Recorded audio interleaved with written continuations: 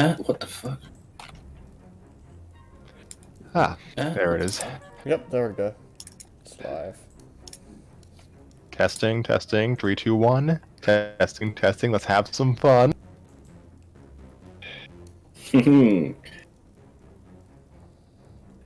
Hello, friends in the audience. This is Scrappy Fan 92 here with another episode of Storytime with Scrappy and Friends. It is currently 7:49 p.m. in my. It is currently 7:49 p.m. in my country, June 11, 2020. It has been 1 year since Sakurai gave us 4 Gohans in Smash Brothers.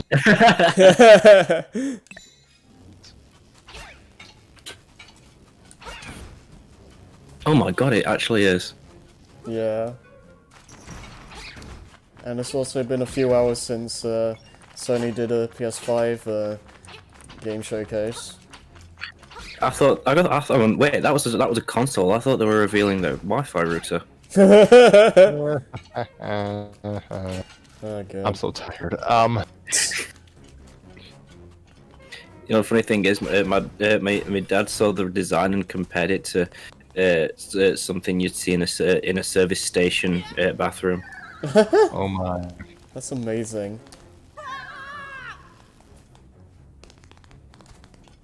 What was I gonna say?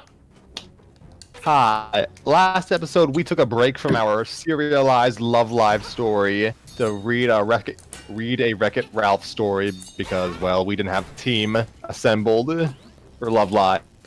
And today, we still don't have the team assembled, but we're powering through. We have most of it here, so it's fine. With us today is Harry. Yeah, I'm still here like always. You ain't getting rid of me. Also here again is Nova. Hello. And with us here, I believe for the first time, is our friend Lewis. Good evening. He likes tea. I do. I've been drinking a lot of it recently. And you're going to need a lot of it because you're the narrator for this episode. Yay! Oh, That's how man. it starts. Yeah. It's okay, my voice has good endurance. Like, with the amount of times I've had to shout at a party to make myself heard, one would think my voice has at least some sort of strength to it. Yeah. Well, in episode 6, we read a Love Live story on Archive of Our Own, and yeah, I'm not used to saying that site name because I don't use it. I think personally, I think AO3 would be a better because that's how it's used. That's how it's referred to as like an abbreviation. Yeah, every time someone talks about that site, it's always referred to as AOE3. In a similar manner, how like fanfiction.net is just ff.net Yeah. or ffnet. I don't know. AO3 just sounds like Alfheim Online 3. Oh God. Oh, no. Let's not. Wait, what? Let's not think about that. Oh dear. So on AO3 there was this story called Till We Make Our Ascent. In chapter 1, and yeah, those are my thoughts. I remember that. In chapter 1, we revisit the life of Maki of the group, formerly of the group Muse, now in her college days. And she learned the important life lesson that college sucks. Yeah. Chapter 1 was just kind of getting the groundwork done. And now we're going in blind to chapter 2. Most of us are. Me and Lewis have seen like the whole. Yeah, me and Harry are up to date by now. Yeah. Okay then. So we'll see how you two react. Yeah, I guess I'll take the role of Maki today. Did I have it in episode 6, or was that someone else? I don't remember. I think it was No, I think it was Tanner, I believe. Who isn't here? Right. Well, Lewis is so graciously handling narration duties today, so I will. I'm giving Scrappy a break. Yeah, because my tongue wanted to just leave me after that episode. Oh no. So, I shall handle Maki and I guess whatever incidental OCs that Nova isn't doing. Wait, you cut out what? What did you say? Pardon me. I guess I will be handling Maki and whatever incidental OCs that Nova isn't doing. Alright. Till we make our ascent, Chapter 2. I hear that music play. Are we ready, gentlemen? Yes. Ready as I'll ever be for this. Alright. Here we go. The same summer breeze, the same green that surrounded her. This time, though, she could see, and she knew that she would remember. The blades of grass that rustled in the wind, tickling her legs, although she didn't mind the feeling. A clear sky with white, fluffy clouds that broke the otherwise constant blue above her. Behind her, a light gathering of trees. In front of her, an expanse of rolling hills. She could almost see them sway with the wind, even although she knew it was just an illusion. This time, she knew she would remember them when she woke up. The packet of sugar was torn open, its contents then emptied into the steaming coffee cup. Umi could only watch as Maki, her lunch partner for the day, stirred the hot drink with one hand. Her chin rested on the other hand, propped up by her elbow. The blue-haired girl berated herself for feeling nervous. She and Maki were friends. That is, they had been friends back in high school. But that meant they were still friends, right? It wasn't like they agreed to be not friends. TM. Umi suppressed a sigh. She was overthinking this. Maki had agreed to go to lunch with her, sudden as the invitation was. She wouldn't really call that a lunch, though. The redhead had only asked for a coffee at the register, and refused to let Umi buy her anything else. That's what I have for breakfast all the time. She reasoned in the face of Umi's protest. She had won, of course. Still, Umi couldn't help but feel a little self-conscious as she stared at a plain sandwich. She had always been taught that it was rude to eat in front of people who didn't.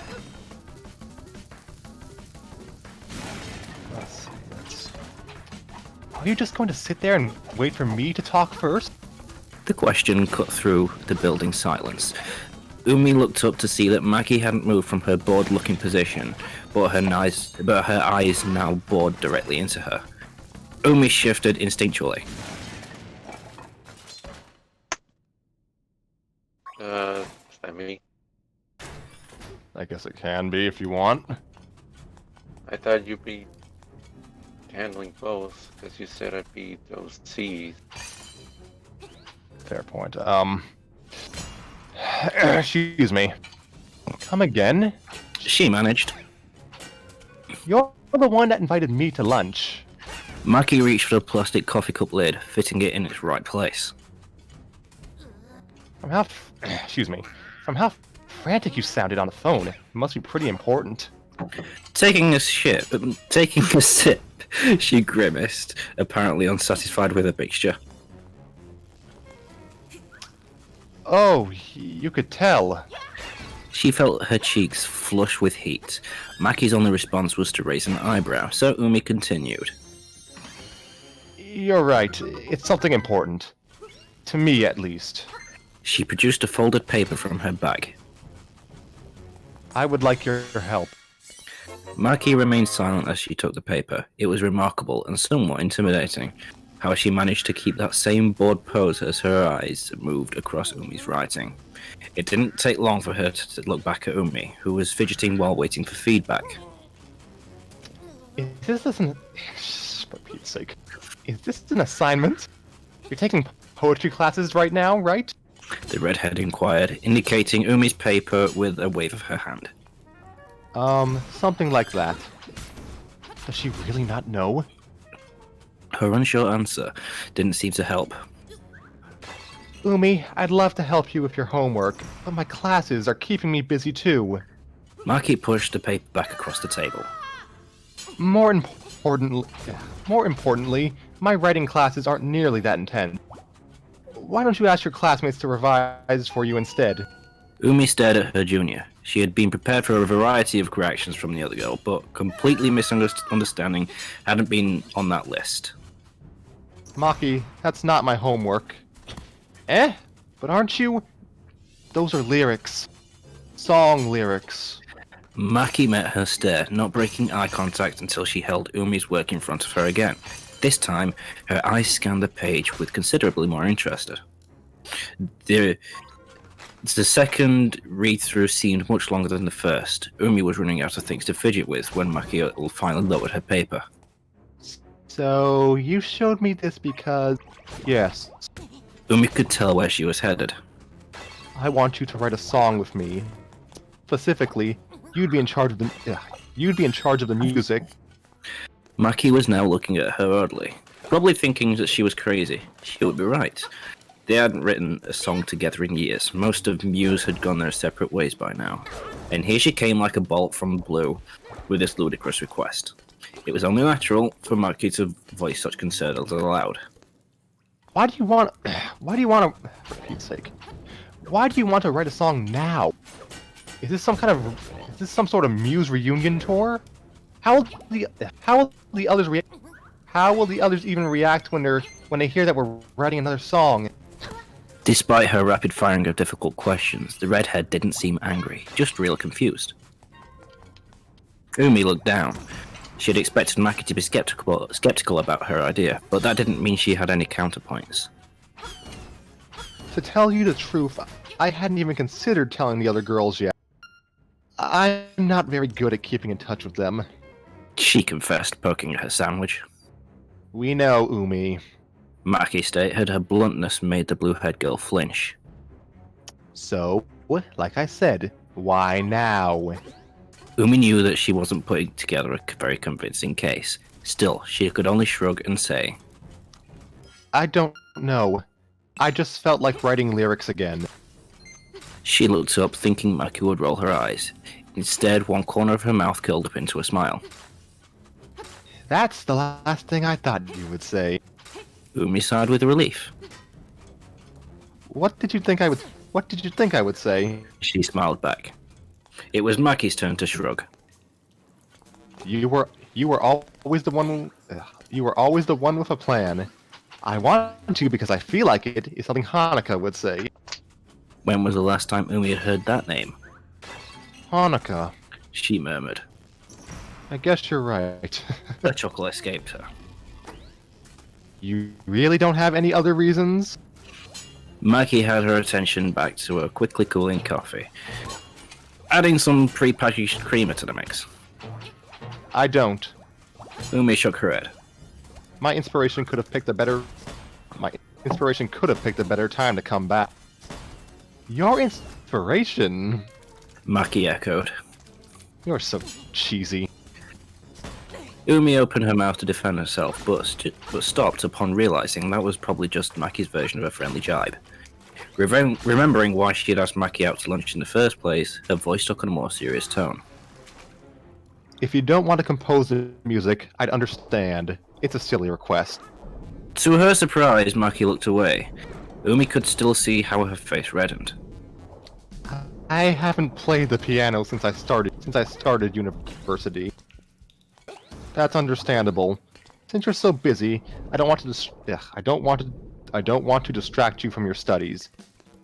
No, I think I can make time if it's important. It's just... When the redhead failed to continue, Umi tilted her head. Just what? How hard do you want to make this song? Maki still wouldn't make eye contact with her. How hard? Umi looked down in thought. It was a bit of an odd question. As in the range of the vocals or the musical arrangement? The second one. Maki seemed oddly nervous. Now she was the one fidgeting. Why, I thought I'd leave it up to you. Umi trailed off, slowly realizing why Maki was asking her. She couldn't help herself. A smile dawned on her face. She'd be lying if she claimed it wasn't slightly mischievous.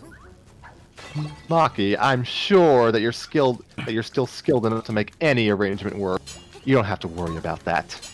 Just as planned, her junior flushed a shade of red to match her hair, her eyes widening at the accusation. That's not it. She stammered, indignant. You're the best piano player I know. Umi continued, stopping Maki's defense in its tracks. Even if you haven't practiced in months. Maki seemed to relax, although she was still having trouble getting that blush to leave her face. Flattery won't get you anywhere with me. She huffed, taking a quick sip of her coffee. And you're the best composer I know. Jeez, you're so shameless. Umi raised an eyebrow at the use of her own phrase, but she didn't have time for more than that, as Maki leaned in, her blue eyes dangerously narrow. I'll do it, okay? Stop playing it on so thick. I was just trying to convince you. Umi rubbed the back of her head, some self-consciousness at what she had just said finally setting in. Maki rolled her eyes, leaning back in her chair. I would have agreed either way, you know. Really? I study every day, but She shrugged. a break from that would be nice. Umi nodded, not knowing how to respond. Luckily, she didn't have to, since Maki continued. Also, you look like you really want to see this through. Huh? The perceptive comment caught Umi off guard. You can tell. Well, it dragged you out from wherever you've been hiding these last 2 years. Maki gave her a pointed look. Umi felt like she was being judged. I guess you're right. She didn't want to stay on the subject, but any further words eluded her. Anyway, if my grades start slipping because of this, you're ready to take full responsibility, right? Maki crossed her arms. Umi couldn't tell if she was joking. Then again, Maki rarely joked around. It was my idea, I suppose. But what do you mean by that? Maki reached for a coffee again. Umi thought a reminder to drink it faster would help, since it was probably getting cold, but she was too curious about Maki's proposal to say anything. It's easy. I'll compose the song for you, on one condition. Umi leaned in, her hands clasped together. And that condition would be... If my grades go down before Christmas break, I have a request for you. Umi sighed. It wasn't like Maki to talk in circles. And... To her annoyance, Maki stood up, slinging her bag over her shoulder and scooping up her coffee in one motion. I'll tell you what it is when it happens, and I'll update you as I work on the song. She held up her phone with her free hand. It seemingly appeared out of nowhere. Anyway, I have class in 10 minutes. See you. Just like that, Maki was gone, and Umi was left with her mouth half open. Unspoken questions faltered on the tip of her tongue. Maki had just agreed to compose a song for her, but she hadn't expected her junior to have a request in return. What could her ulterior motive be? Possibly be? Well, Umi shook her head, scattering her doubtful thoughts. Maki was still her friend. Surely it was a request that would benefit the both of them, or at least it wouldn't hurt either of them. But then, why was she so tight-lipped about it? Umi pursed her lips in disapproval.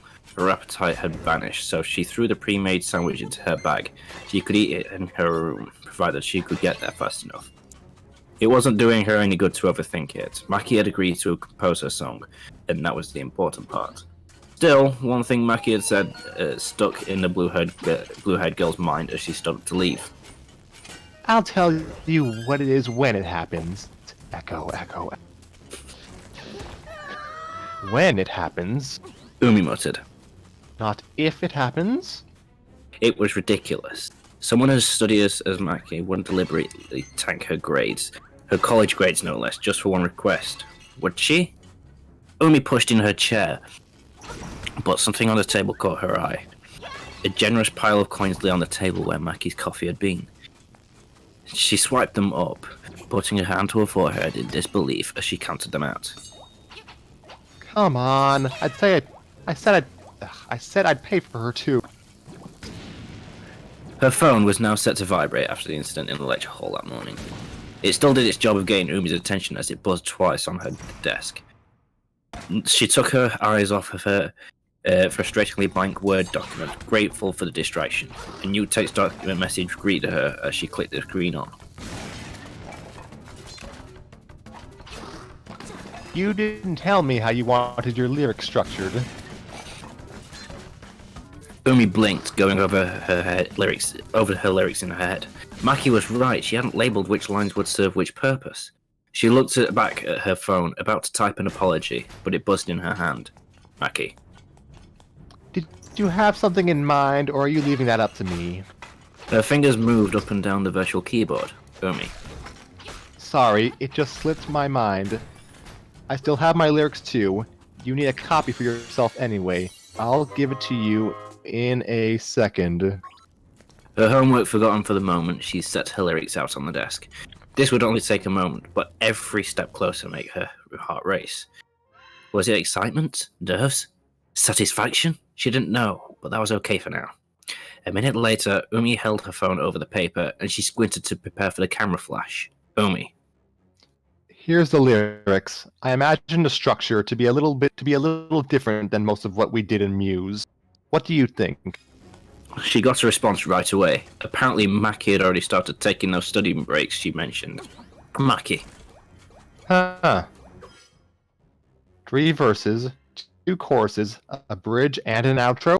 What have you been listening to lately? Umi ignored the snide remark, although maybe it wasn't actually an earnest question. She could never tell through text alone. Umi. Does that give you any ideas? Maki. Umi. It's been 3 hours since you showed me the lyrics. I need more time than that. Umi. When do you think you'll be done? Maki. Before Christmas break. Seriously. 3 hours. Umi tapped her phone lightly against her forehead. Maki was right. She was getting ahead of herself. Maki had a little less than 3 weeks if she wanted to be done before Christmas break, and even though it was more than enough time for someone like her, that time would probably fly by before either of them knew it. She put her phone down and realised it had drawn her away from her homework for too long, but it seemed intent on keeping her distracted because it buzzed again. Maki.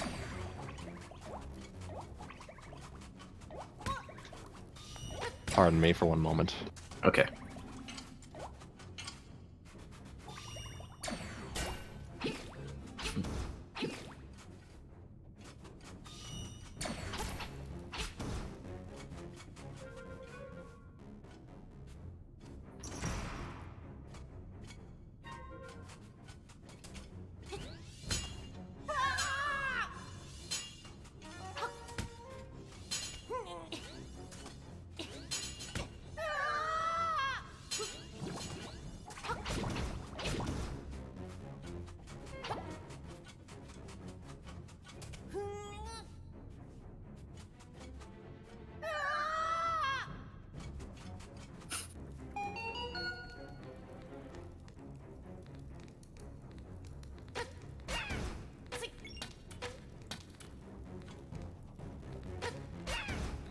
Apologies, my mother needed help with texts with her computer. Okay. Let's see, Maki. Let's get lunch tomorrow again. Can't let you go back into your shell, now that you finally showed yourself. Umi sighed. Yes, she couldn't help the smile that followed. If it was coming from Maki, the truth hurt a little less. Umi. You make it sound like I'm a neat. I'm paying this time, okay? Maki. Sure. Umi. Do you always have a late lunch? Maki. Yeah, 2:30 every day. Umi. Okay, that's fine. After waiting for a moment, she guessed that Maki wasn't planning on responding. She clicked her phone off, slamming it across her desk so it was out of her reach. Turning her attention back to her laptop, she rubbed her hands together, looking at her writing prompts with a renewed anticipation. It didn't feel exactly like she was back in Muse again. Maybe the song would be a little different than anything they had made then. Hopefully, Mikey felt the same way. Let's see. Hold on a second. They were seated at the same table as yesterday, at the same time as yesterday. Before anything else, she needed to clear up a glaring flaw in Maki's lunch of choice. Is coffee the only thing you have for lunch?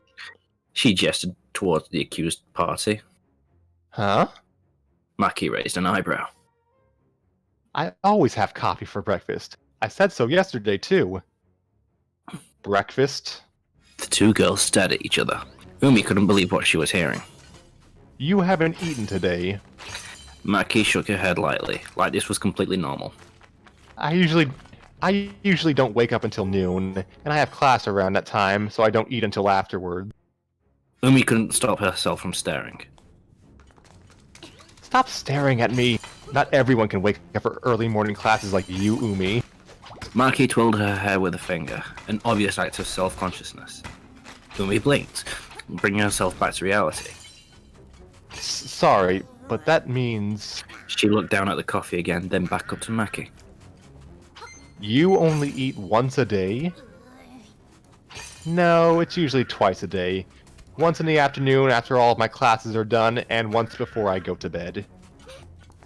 Those two times are pretty close together, aren't they? That was one possible situation. The alternative was... I go to bed around 4 in the morning. Depends on how much homework I have. I hate this because this speaks to me. Speaks to me as well. Like, this is literally just me. Yeah, this is all of us. Maki stated. She was being awfully nonchalant about this. Umi's eyes widened. I get that everyone has different schedules, but... She shrugged, at a loss for words. What do you eat? All of the halls are closed by then. I usually have something in the freezer. My roommates and I are all science majors, so we're all up pretty late. We're used to it by now. So the rumors about science majors are true. The blue-haired girl nodded slowly, processing all this new information. Some of it wasn't very reassuring, though. You can't eat frozen food all the time, right? It really does terrible things to your body. Maki shrugged again. It's fine. No problems so far. That won't do. Umi exclaimed, drawing a couple of looks from some nearby students, and from Maki herself. Lowering her voice, she continued, but she couldn't ignore the heat that had taken presence on her face. I cook for myself whenever I get tired of the food they sell here. You can come over to my apartment when that happens to you. Oh. Maki didn't seem to approve as she crossed her arms. What are you, my mom? Besides, is that really okay? I'm sure your roommates would mind. No, it's fine. Umi looked down, suddenly feeling ashamed. I live by myself. Oh. Maki's eyes softened instantly. Well, okay then. Only because you're so insistent. Umi chuckled. Oh, what?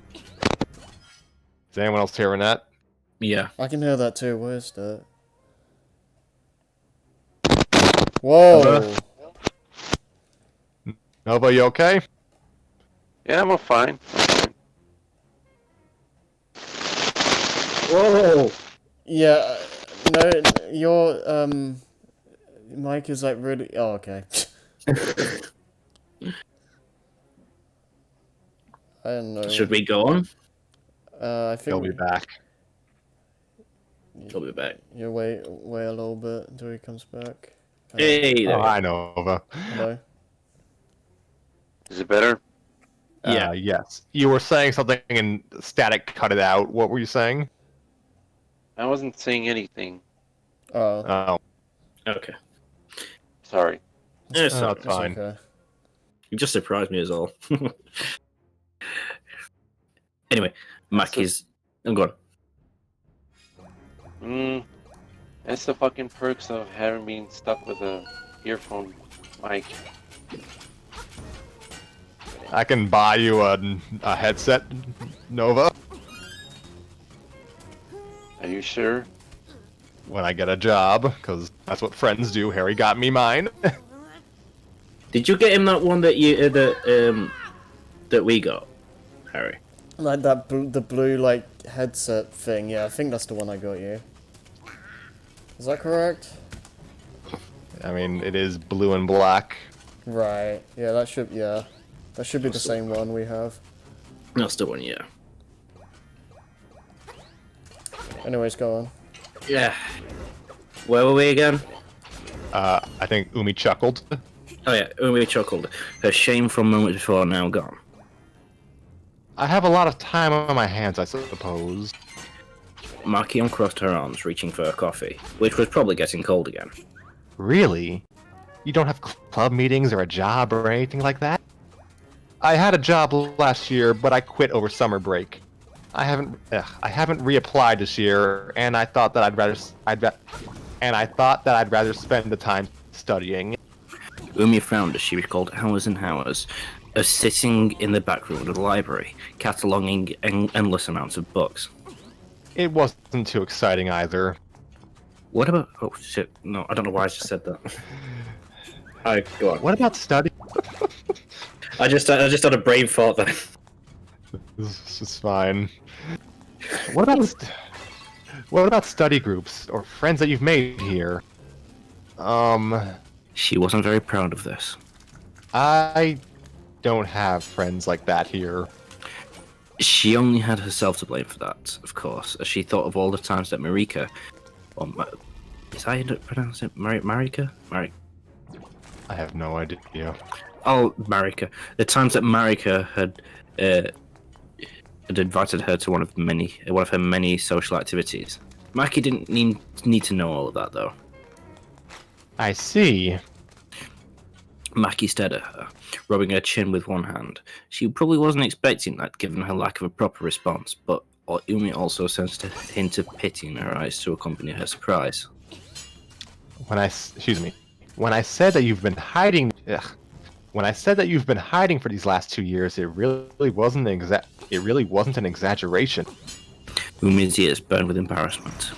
I know, but do you have to say it like that? I'm not exactly proud of it. Sorry. Her blue eyes suddenly lit up. Right, I wanted to ask you something about your lyric. Now that the uncomfortable part of the conversation seemed over, Umi finally turned her attention to her sandwich, the same as yesterday's. She was intent on finishing it this time, though. Go ahead. Maki leaned in, and Umi felt the intensity of her gaze. It was almost as if her junior was trying to pick her apart. Why did you want to write them? She raised an eyebrow, confused. I told you yesterday, didn't I? I just wanted to... No, that's not what I mean. Maki's eyes narrowed a little, not out of anger, but out of curiosity. I know that. I want to know what gave you the idea, where your inspiration came from, as you put it. Umi took a bite of her sandwich, chewing it thoughtfully as she turned the request over in her head. Why do you want to know how you felt when you wrote these? At this, Maki held up her phone where last night's picture of her lyrics was displayed. Should be considered when I write the music. I'm probably going to make the sound different depending on the emotions that went into it. You want the song to sound a certain way, right? I guess I do, but I don't really know how to explain it. She offered Maki the other half of her sandwich, but the other girl declined it with a wave of her hand. Explaining it is my job, after all. Maki responded, almost as if she was expecting Umi to say that. So? Umi smiled inwardly as snippets of yesterday's conversation replayed in her head. You said I was cheesy yesterday, didn't you? I might actually agree with that. She laughed, but Maki remained silent. She continued after clearing her throat.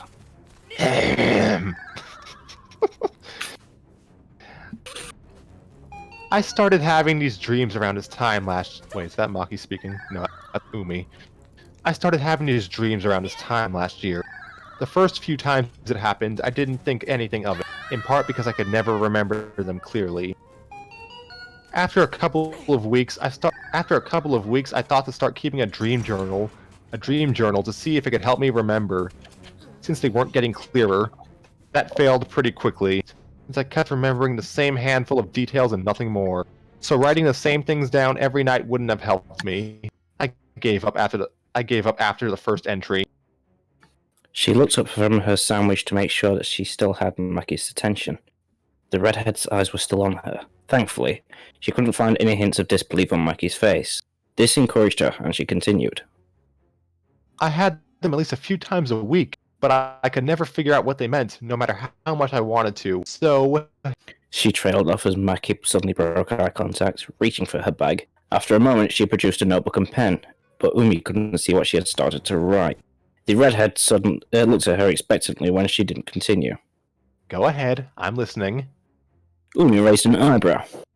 Are you writing down what I'm saying? Of course! You want me to write a good song, right?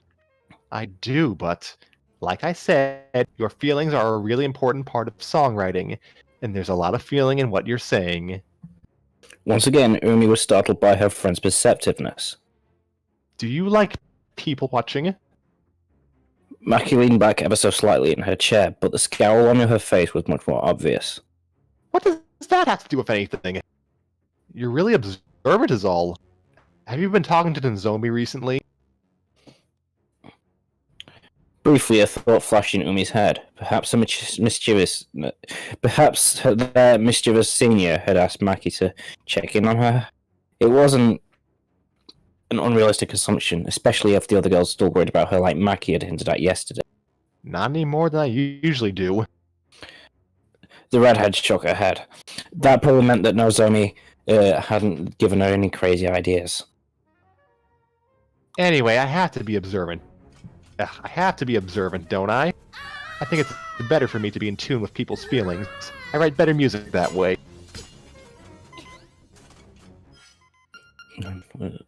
Sorry, I lost it for a second.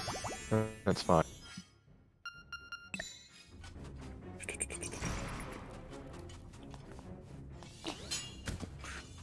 Umi wanted to remark. Thank you.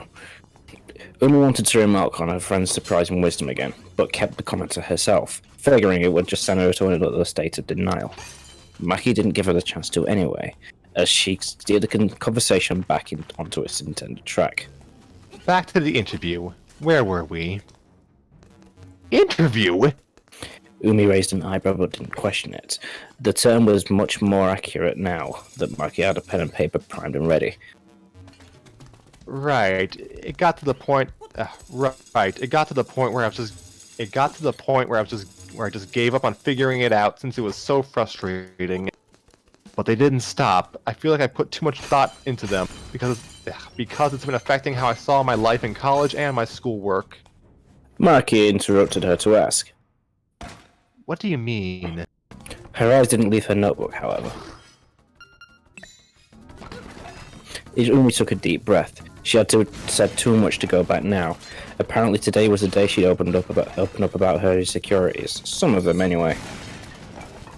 I said before that I haven't made many friends since I got here, but that's not entirely true.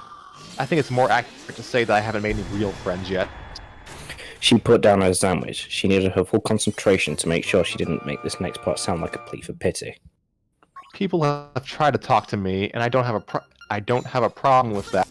But as soon as they find out that I don't do much other than attend class and study in my room,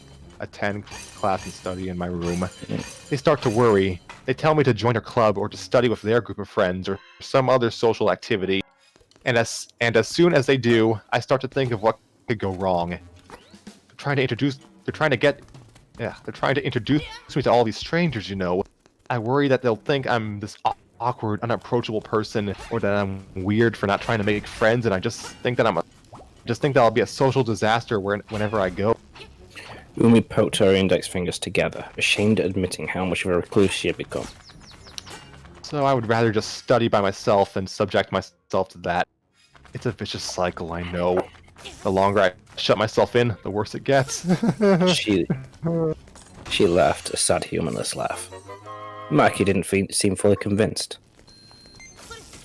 You could perform in front of thousands of people in Muse, but you can't talk to 20 or so people in a study group? I think the stakes are a lot lower when you compare them. Yes. Oh, I don't know why I'm doing that. I'm so sorry. Fine. I really... Yes, but I think it's different now. In high school, I had you and all the other Oh, for Pete's sake. In high school, I had you and all the other girls with me. You pushed me to do all those. You pushed me to do all of those things when I never could have dreamed of doing them myself. After a moment, she added, Especially Honoka, for Pete's sake. her stomach nodded at the mention of the girl's name. No matter how much I protested, you girls always knew that I could write lyrics that would bring us to the top, or that I could perform on stage along with everyone else.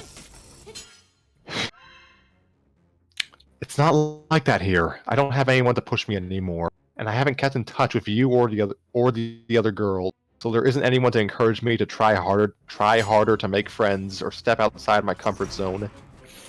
She looked to her junior for a reaction, but she had to wait a moment as Mackie's pen was still moving across the paper. The redhead looked up when she was done, her expression unreadable. You said your dreams were too unclear to take anything away from them, right? It seemed a little off topic, but Umi went with it, since she probably had a reason for asking now. For about a year yet. But they still influenced you that much, and they led you to all of those conclusions. When put that way, it didn't seem to add up.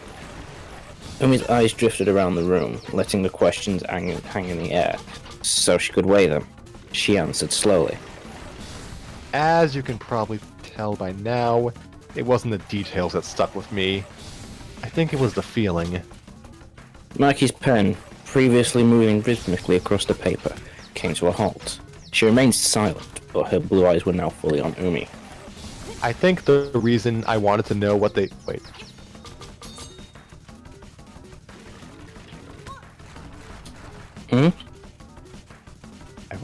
I couldn't tell if that was Umi or Maki speaking. It's Umi. I think the reason I wanted to know what they meant and why I was having those dreams is because I wanted to replicate how they made me feel.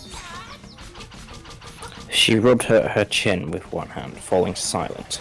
It wasn't to keep Mackie in suspense, she just didn't know how to answer the question that would surely follow. She didn't have to wait long as Mackie leaned in. How did they make you feel? She couldn't contain her curiosity, it seemed. Umi only shook her head. Her hand still restless and moving across the underside of her face. A few seconds wasn't long enough to come up with a proper answer. A sense of longing, I suppose? I don't know. It made me feel like I didn't want to wake up. Like my dreams were better than when I was awake. I don't think there's a word for that.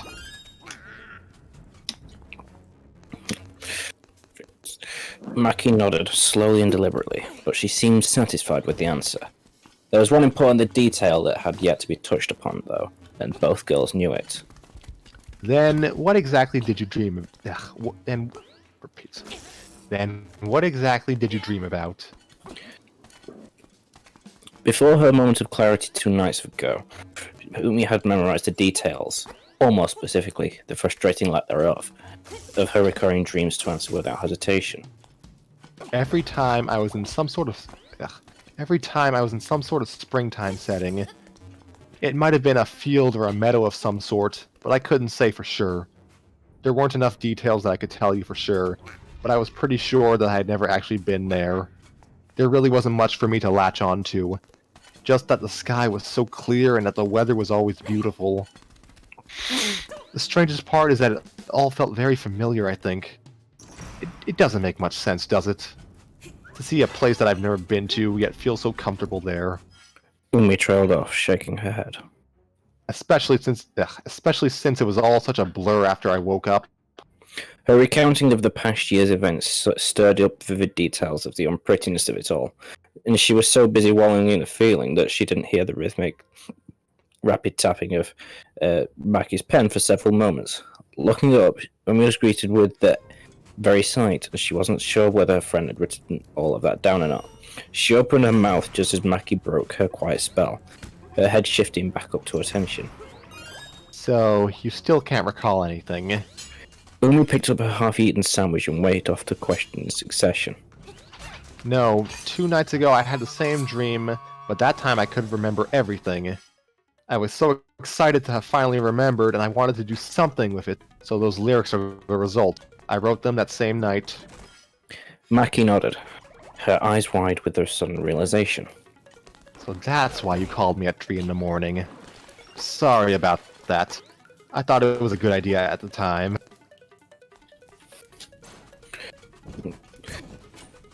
Umi chuckled, rubbing the back of her head. Do you want to know the rest? Do you want to know the rest of the details? She gestured to Maki's notebook, but the pianist shook her head. You've given me a lot to work with already. Umi jumped when she felt something brushed against her free hand, and she looked down to see Maki's hand on top of hers. A rare gesture from the usually hands-off redhead. You didn't have to tell me all that either. Some of it probably wasn't easy. Some of it probably wasn't easy to say. Umi smiled, a half-amused and half-touched smile. It's fine. I've had a long time to think about these things. Really, I should be the one thanking you. Why? For listening to all of that. Umi turned her hand over to give Maki's a quick squeeze before withdrawing. She idly noted that Maki's cheeks had started to redden. It's all for the song, isn't it?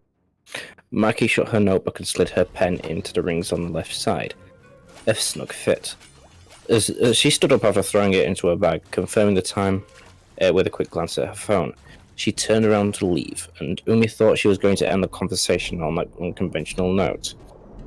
But she looked back after a moment, the beginnings of a smile on her face.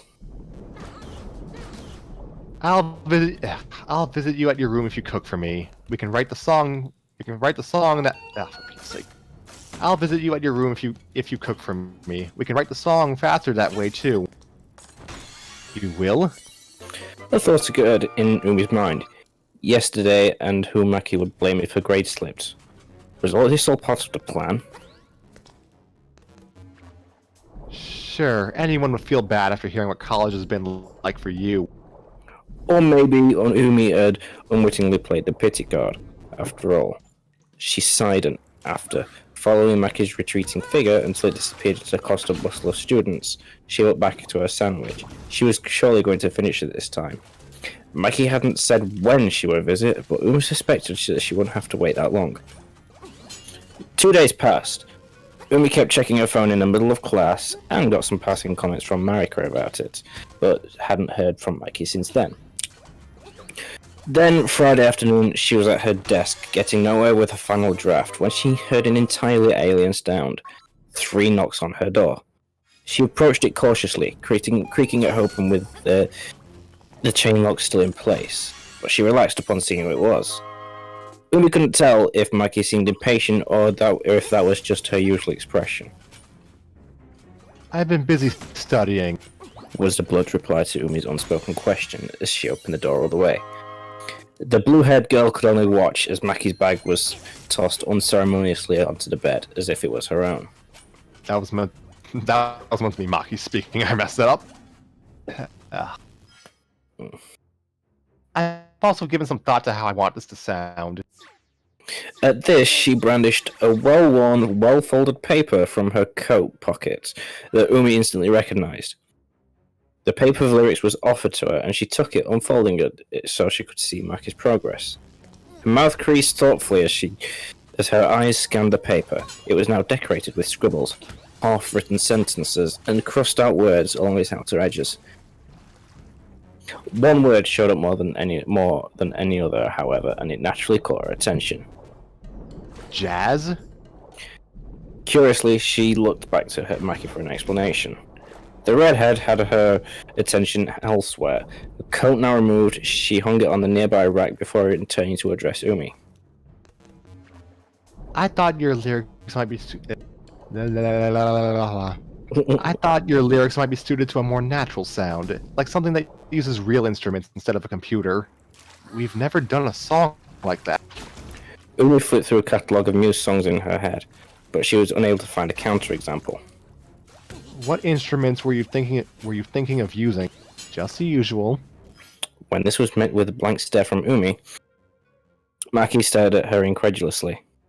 You haven't listened to jazz before? Poor girl, she's missing out. Umi shook her head. Maki seemed surprised, but any potential judgmental comments were passed up in favor of a quick rundown. A small jazz arrangement would include drums, a bass, pardon me. Drums, a bass, a piano, and maybe a trumpet. I think that's all we would need.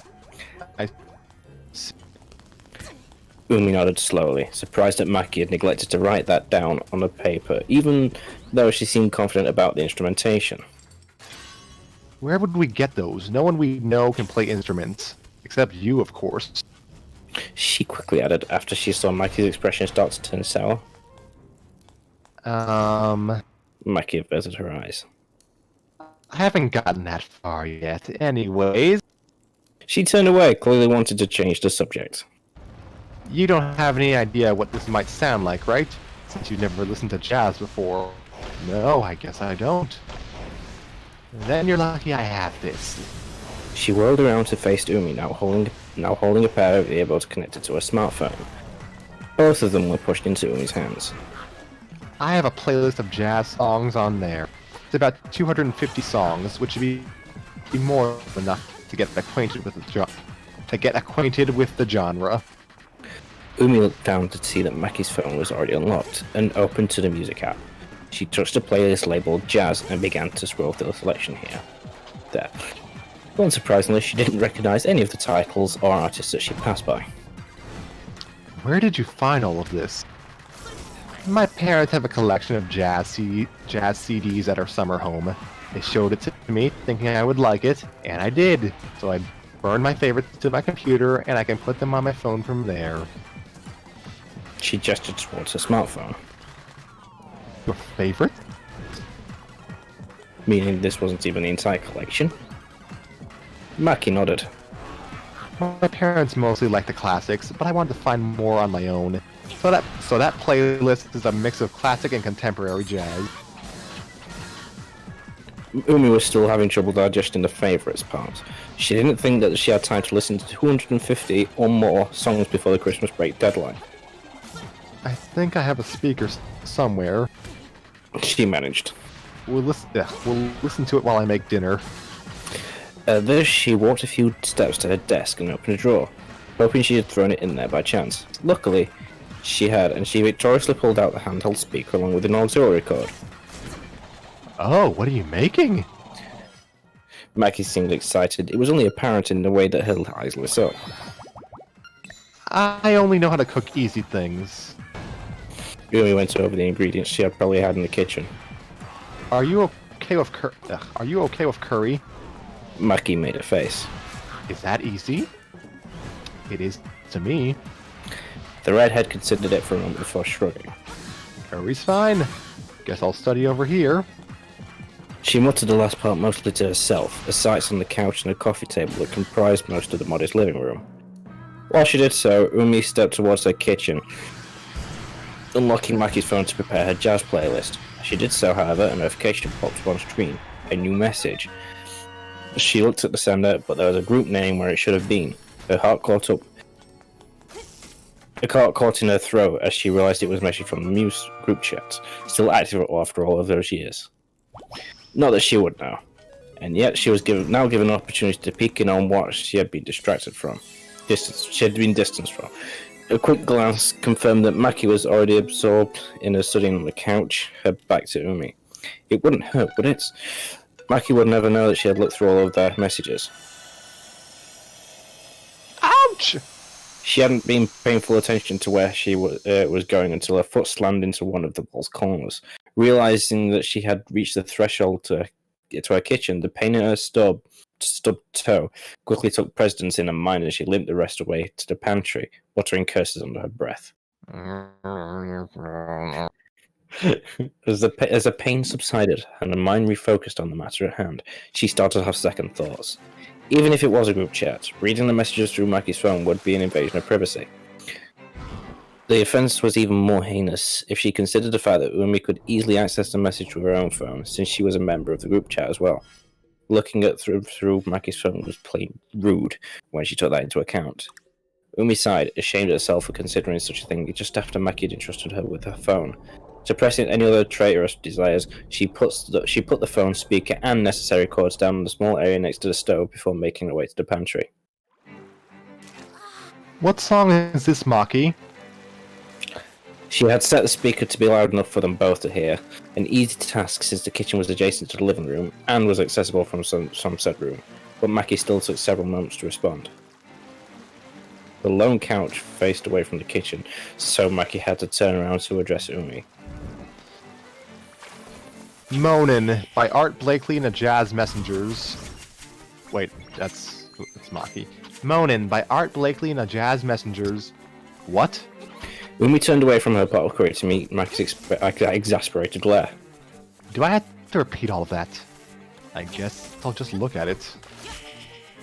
She put down her wooden spoon to reach for Maki's smartphone, and she saw that the song information matched up with what she had said.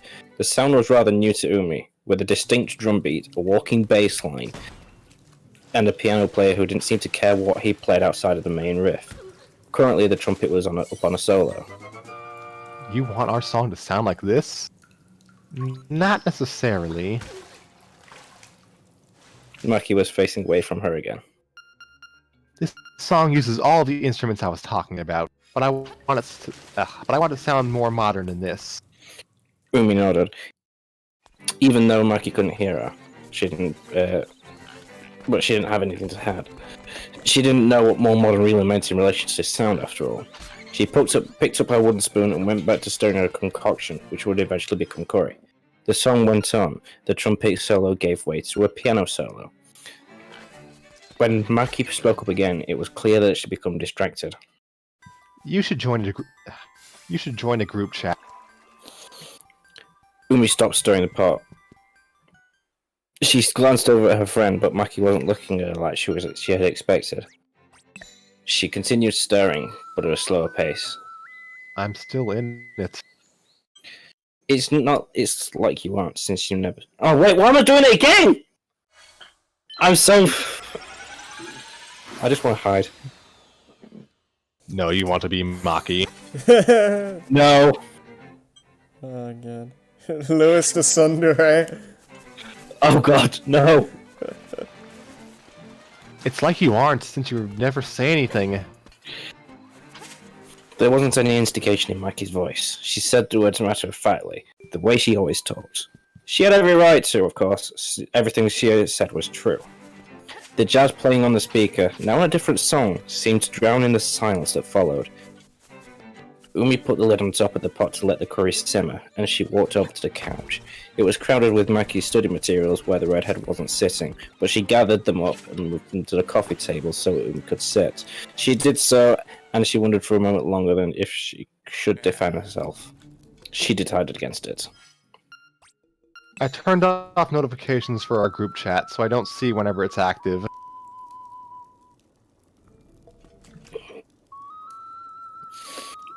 She looked over to Maki for a reaction, who looked as if she was about to ask why, but she took a different approach. They worry, you know, about you. Umi focused on the floor. I can't blame them. Nika was wondering if you died. What? She looked over, disbelieving, but Maki's face was expressionless as usual. She couldn't reconcile those ridiculous words with their deadpan delivery, so she did the only thing she could do. She laughed. It started as a short giggle, but she couldn't contain herself, and it escalated into full-on laughter. Her eyes tearing up, and she was unable to calm herself down. Thankfully, she saw out of the corner of her eye that Maki shared her amusement, although her laughter was much more contained. Either that or the feeling was simply contagious. I wonder if she knows how ridiculous that sounds. Umi managed after the laughter died down. Just because I have been answering for a while. You know she is. She's just as worried as the rest of them. The rest of us, I should say. Maki looked away, the smile from moments before still lingering on her face.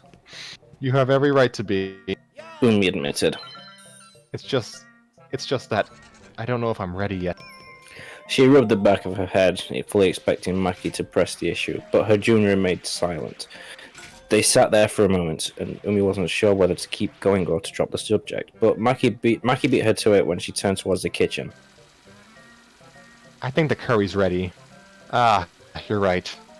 She got up and walked a few steps back towards the kitchen, the jazz music getting louder again. Inwardly, she breathed a sigh of relief that Maki wasn't so pushy. She thought that she was starting to like this genre, this jazz. The subject of...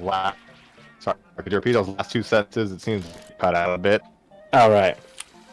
She got up and walked a few steps towards the kitchen, the jazz music getting louder again. Inwardly, she breathed a sigh of relief that Maki wasn't so pushy. She thought that she was starting to like this genre, this jazz. Did that come through? Yes, thank you. Right. The subject of Muse didn't come up again for the rest of the night. Dinner went rather smoothly, in part because the conversation had shifted back to easier topics, namely school and the constant stress of upcoming finals. It was dark when they finished, and Maki wasted no time in leaving.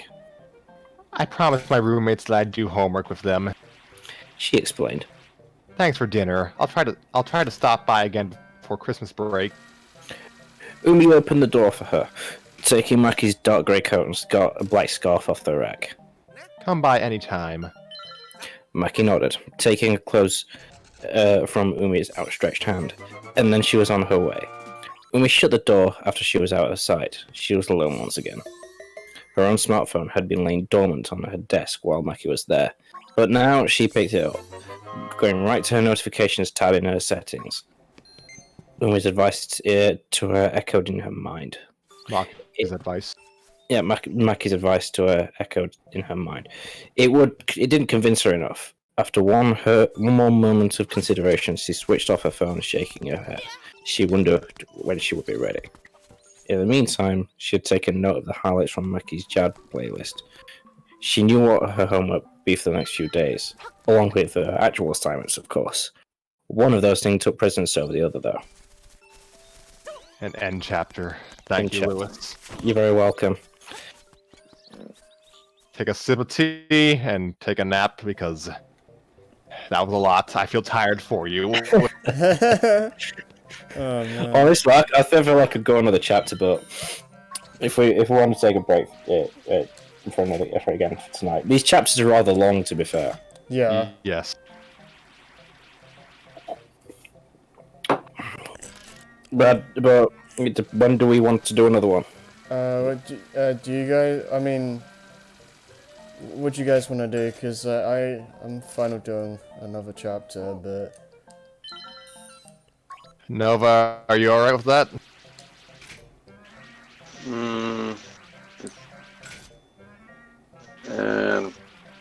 I don't know. It's just. Are we calling it a night for tonight then? We actually did record 2 episodes within like not back to back, but like within 4 days of each other. So maybe That's fair. Maybe we can call it. So final thoughts, everyone. Is compared to the previous chapter, I think it was a bit like refreshing to see Umi and Maki actually interacting and being able to talk with each other properly. Yeah, I like the interactions, and I think the author, him or herself, specifically wanted to have more interactions with Maki and Umi because those are the characters that were most involved with the musical side of Muse, and they don't really have much screen time talking together in the show. And I think the author did a good job in making the two interact with each other and whatnot. I'm surprised I'm surprised it was only 2 characters who got any dialogue in this chapter. Sorry, Nova. Yeah. It's fine. I just figured better safe than sorry. Well, granted, I could have maybe just went ahead and skimmed over the chapter 2 just to make sure if I had any roles that I could do, but otherwise, it's no problem. It's no problem. I still enjoyed hearing it, nonetheless. Yeah, there's gonna be a point where we're gonna need a lot of voices, so for now it's like pretty easy on us. I feel like there's going to be a point where we're going to be able to, like, a few of us are going to have to take a few voices each. Probably, yeah. That's what I was doing in chapter 1, and I immediately regretted it. In that case, Scrappy, I think there's going to, I think when it gets to, like, maybe, I think chapter 6 onwards, chapter 5, Harry? Yeah. When more people start to come in. Yeah, I don't remember exactly what chapter is where everyone comes in, but yeah. We're probably a few of us are probably going to need to juggle a few characters, and me and Scrappy, I think both of us are going to have to like tag out occasionally on the narration. Yeah. Yeah. Yeah. Oh gosh. I bet it felt refreshing not having to talk so much this time. I still feel tired. I don't know why. Well, I was maintaining a two-way conversation, but It is a long story, so I don't particularly blame you. voice acting is hard. I feel like my narration voice needs a little bit of work, but it's a good start. Yeah. It was very pleasant to listen to. Thank you. But thank you. Also, a few people who left kudos has Umi in their usernames. Oh yeah, I saw that too. You've got our goddess Umi, burn me Umi, Oh my. Umi Kosaka. Let me think. I'm in Who's there. the I'm in there somewhere. Yes, you are. Like, from my point of view, you literally just you're literally second from the top. Yeah. From my point of view, the Jedi are evil. Oh no. I don't know where that came from. Yeah, I don't either. Oh my. So that was a good chapter, I think. Yeah. How you, Scrappy and Nova, how are you feeling about the story so far?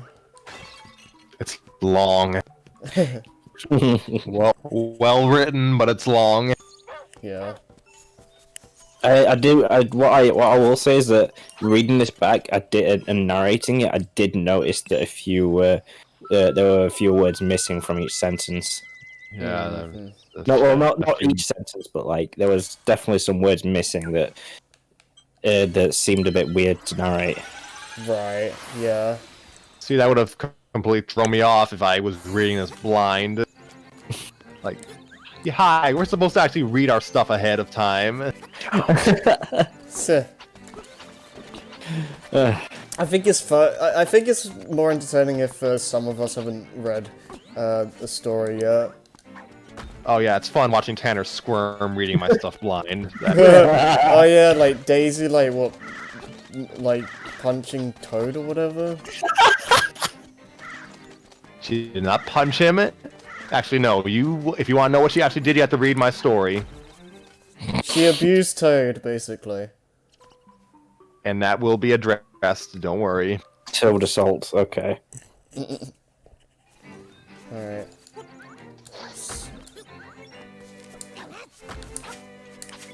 Why is Launch from Dragon Ball in that house? Wait, what? Oh, you're looking at my the game now? Yes. Oh no. So I might be able to get Ratchet and Clank 2 and 3 from CX for £15 That's cool. for the whole collection, plus a quid delivery. Yeah, we're probably gonna do a PlayStation 5 games reveal Oh, never mind. event. I've got also. It's a little bit scratched, but I've also got Ratchet and Clank 2 in the case. Oh, nice. Yeah. So that's very strange. I got this from a shop in the city centre like a few years back. Looked at and then like I can't even remember that I had it in the first place, and then that's just completely thrown me off. So I've got Ratchet and Clank 1 and 2. Oh, That's nice. So just 3, I guess. Let's have it. Yep, £5. That's good. Oh, I can get this now. So if we're stopping for today, when did you guys want to continue this? I have no idea. Maybe Weekend? next week. Oh, That's entirely depending on who's available. okay. Story time with Scrappy is recorded on the strict schedule of when we feel like. and it may or may not be recorded in front of a digital audience. Yeah.